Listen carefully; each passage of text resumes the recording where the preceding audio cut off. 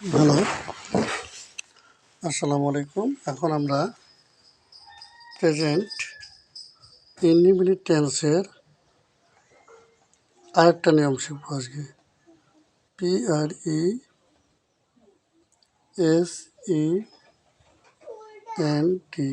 Present indefinite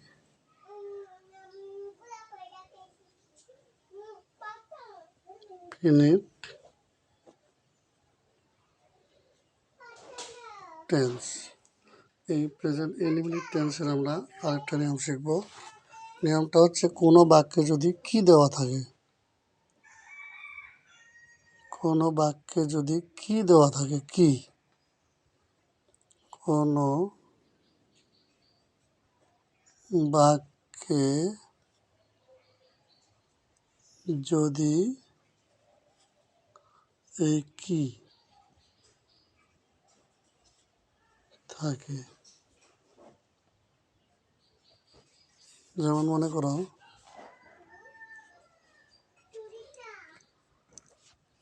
তুমি কি ভাত খাও,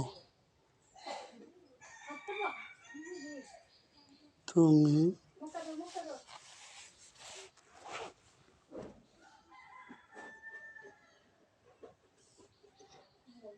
কি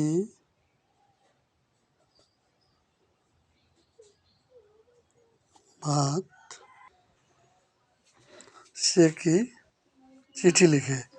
যেমন কি লিখছি আমি, তুমি কি ভাত খাও, তুমি কি স্কুলে যাও, সে কি চিঠি লিখে।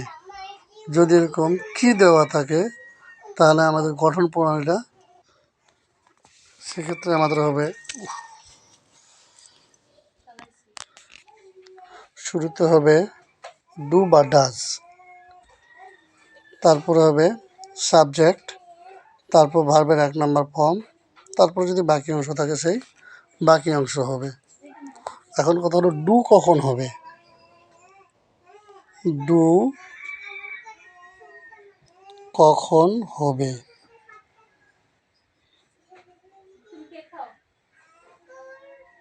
ডু কখন হবে। ডু হবে হচ্ছে, দেখো খেয়াল করো এখানে, আই, উই, দে, ইউ বা বহুবচন মানে প্লুরাল হলে তাহলে কি হবে, ডু হবে। এরপরে আমরা দেখব হচ্ছে ডাজ কখন হবে। তাহলে ডাজ হবে হচ্ছে, ডাজ কখন হবে, হি, সি, ইট, ববি, রবি বা একজনের নাম সিঙ্গুলার হলে তাহলে হবে ডাজ। এই নিয়ম এখন আমরা কি বলছি, এটা কাজ করি। তুমি কি ভাত খাও, তাহলে তুমি হচ্ছে সাবজেক্ট, খাও হচ্ছে ভার্ব, ভার্বের 1 নম্বর ফর্ম, আর ভাত হচ্ছে বাকি অংশ,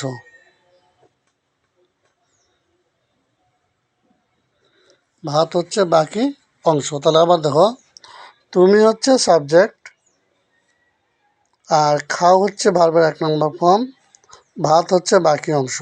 আর কি তো বলছি, যদি কোনো বাক্যে কি থাকে তাহলে নিয়ম অনুযায়ী প্রথমে কি বসবে, যেহেতু তুমি, ইউ, ইউ থাকলে কি হয়, ডু হয়।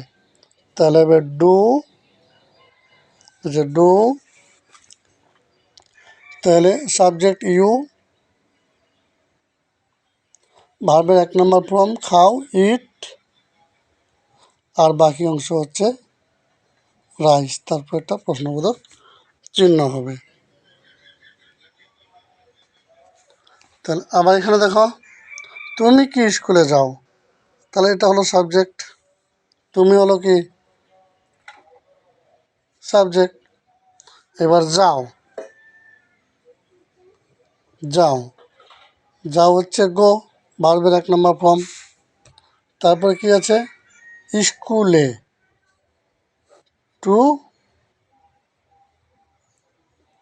স্কুল, এটা হচ্ছে কি বাকি অংশ, বাকি অংশ। তাহলে কি হবে, এটা do you go to school?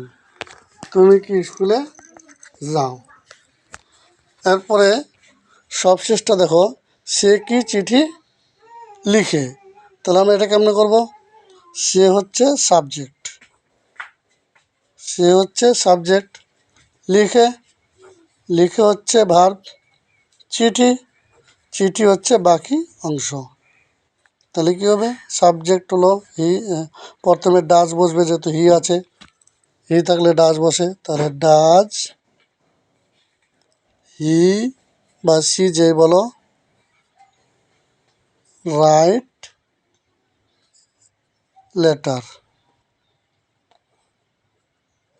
প্রশ্নবোধক। তাহলে আমরা খেয়াল করো, আমি একটা লেখা লিখছি, রবি কি ভাত খায়? তাহলে আমাকে কী করতে হবে? সাবজেক্ট হচ্ছে রবি, খেয়াল করো, সাবজেক্ট, খাই, খাই হচ্ছে ভার্বের 1 নম্বর ফর্ম, ভাত, ভাত হচ্ছে বাকি অংশ। তাহলে রবি কি? একজনের নাম, তাহলে শুরুতে হবে ডাজ, তারপরে সাবজেক্ট লিখি রবি, তারপরে ভার্বের 1 নম্বর ফর্ম লিখি ইট, তারপর বাকি অংশ লিখলাম ওয়াইস। ধন্যবাদ। এভাবে আমাদের এটাকে ইন্টারোগেটিভ সেন্টেন্স বলে, এই সেন্টেন্সগুলো এভাবে বাক্য ট্রান্সলেশন করতে হয়। ধন্যবাদ সবাইকে। আসসালামু আলাইকুম।